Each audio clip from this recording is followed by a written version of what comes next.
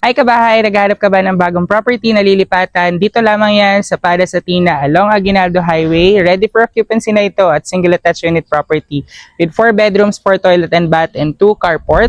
Tara, check natin ang ating property. Sa mga kabahay, ito nga pala ang ating newest project na located here at the Palas Athena. So itong property na ito ay merong lot area na 150 square meters and floor area na 210 square meters. As you can see, very modern and minimalist ang ating turnover. Tara, check na natin ang loob ng ating property.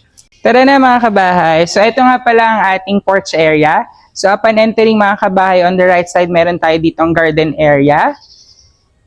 Ito naman ang ating carport area. It can fit up to 2 cars, and as you can see, covered po ang ating carport area. Naka-tiles na rin po ang ating flooring, and meron tayo ditong access pupunta sa ating service area. Sa mga kabahay, ito naman ang ating setback area. As you can see, meron itong 2 to 3 meters wide. Meron din itong pocket garden on the side. Ang ating flooring is made from non-skid tiles. And then meron nga pala itong access papunta dito sa ating lanay area and dirty kitchen. Dito sa dirty kitchen area natin mga kabahay, nakaabang na po dito ang ating basic needs. So meron na tayong kitchen sink dito, and then syempre may provision na tayo dito for the laundry area. Tuloy kayo mga kabahay. So ito nga pala ang ating living area. So as you can see, high ceiling ang ating interior design. So as you can see, meron na rin tayong included na chandelier dito sa living area. And of course, hindi mawawala ang backdrop natin dito sa ating wall, which is provision for your television. Meron na rin tayo ditong hanging cabinet for your other stuffs. And then ganito kalaki ang inyong living area. Meron na rin tayo ditong installed na split type aircon sa ating living area. So dito naman tayo mga kabahay sa ating dining area. So sa dining area, makikita nyo open layout ito. And then meron na rin tayo dito included na lights para sa ating dining table. And then ito nga pala ay makaya mag-accommodate ng up to 10 seaters na dining table. And may access tayo dito papunta sa ating lanay area. Dito nga pala sa kitchen area mga kabahay, as you can see, meron tayong center island na included. Meron na rin tayong built-in cabinets over and under. Meron na rin tayong cooktop, and then meron tayong oven dito. Ito naman ang ating kitchen sink, and then syempre meron pa rin tayo ditong provision for the refrigerator. Isang advantage pa dito sa ating dining area mga kabahay, meron tayo dito malaking pantry area. As you can see, meron tayo dito malalaking spaces para sa inyong storage ng food or anything na stuff natin para dito sa ating kitchen area. Alam mo ba kabahay na merong 1 bedroom dito sa ating ground floor, and ang good thing malaki itong bedroom na ito, pwede ito sa mga senior citizen. May provision na rin ditong window type aircon, and ang good thing kasama sa turnover itong mga built-in cabinets dito, and then syempre meron tayo ditong vanity area on the side. Check natin mga kabayan ang ating ground floor toilet and bath. So ito nga pala ay located dito under the staircase. So by the way, before we enter, meron tayo dito enough space for storage area. And then ito naman ang ating toilet.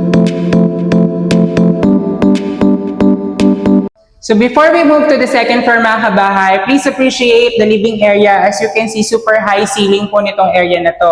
And meron tayong fixed window dito sa side. Kaya ito po ay napakaganda dahil may natural light po na pumapasok dito sa area na to.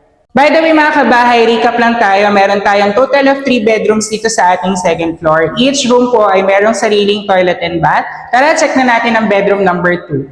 So ito nga palang area na to is free space. So pwede kayo maglagay dyan ng altar nyo. And then, ito naman po ang ating bedroom number 2. As you can see, maluwag po ang bedroom number 2 natin. Kasya dito up to double size bed. Meron na rin itong provision for window type aircon. And syempre, hindi mawawala ang built-in cabinets natin dito.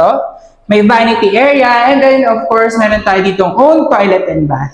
Check natin kabay ang ating toilet and bath dito sa bedroom number 2. So as you can see, complete fixtures po itong ating toilet and bath. Meron tayong shower area, may hot and cold included, ang ating toilet seat, and then the lavatory, and napakagandang dresser.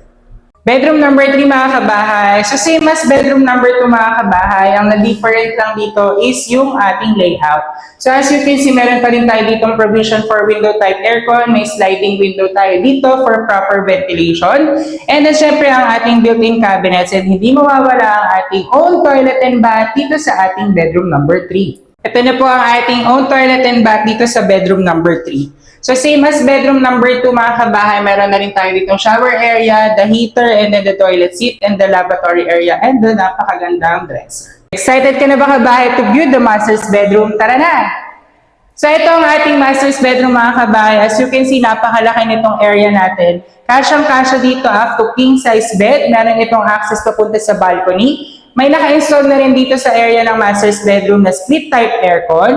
And ang good thing is meron na itong walk-in closet and own master's toilet and bath. So ito na nga mga kabahay ang ating walk-in closet. Ang kagandahan dito mga kabahay, very spacious ang ating closet area. So as you can see, naka-sliding door itong ating cabinet.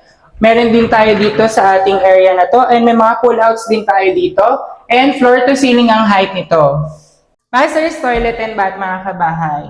So same as others bedroom, meron pa rin itong included na rain shower and then ang ating hot and cold. And then syempre ang toilet seat and then the lavatory area and the dresser. Before we proceed mga kabay sa ating balcony area, please appreciate the view dito sa ating walkway papunta sa ating balcony area. So ito ang access natin mga kabay dito sa balcony area. Ito po ang other access outside from the master's bedroom. So makikita nyo very spacious itong ating balcony area. Pwede kayong maglagay dito ng coffee table or kung interested kayo mga kabay, pwede din kayo dito magsampay ng inyong mga laundry. So ito naman yung tinutukoy ko kanina na access papunta sa ating master's bedroom.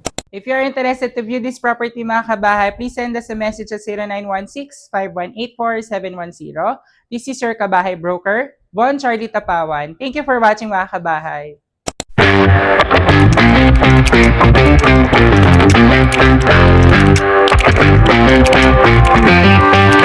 Thank you.